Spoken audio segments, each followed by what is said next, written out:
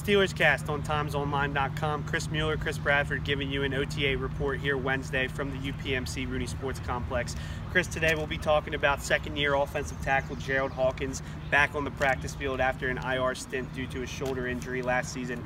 Hey, it's good to see him. You know, he's a guy with a lot of, at least potential. You know, we thought when we saw him in training camp last year about the things he could do, about a potential starting tackle down the line. And it's just good, you know, he's out there, he's working in, getting some reps with the second team, and I think all is looking up for him. Yeah, if you remember, the Steelers were talking last year that Hawkins could have been a first-round pick in this year's draft. Of course, he came out early. The Steelers felt obligated to take him. I believe it was the sixth round. They ended up taking Hawkins. Yeah. Well, now he's where he should be, and the Steelers are hoping that maybe not a starting position at this point in his career, but right. they certainly see him as a potential depth piece that they could use. And in fact, Ryan Harris was kind of the go-to backup tackle on both sides of the ball. He could step in for Marcus Gilbert, could step in for Alejandro Villanueva. He is not here any longer.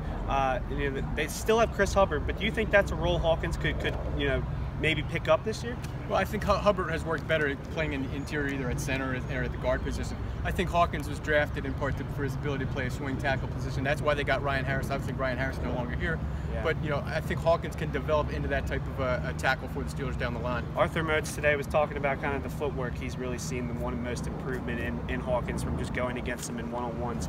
From your eye test, what stands out differently about him? I mean, at least size-wise, I think he looks a lot bigger. Well, the thing to remember with any offensive line position is that's one of the toughest positions to learn at this level. It usually does take time for guys to develop, and it's not just the physical development, but it's also the mental side. It's learning some of the tricks of the trade, what they can get away with.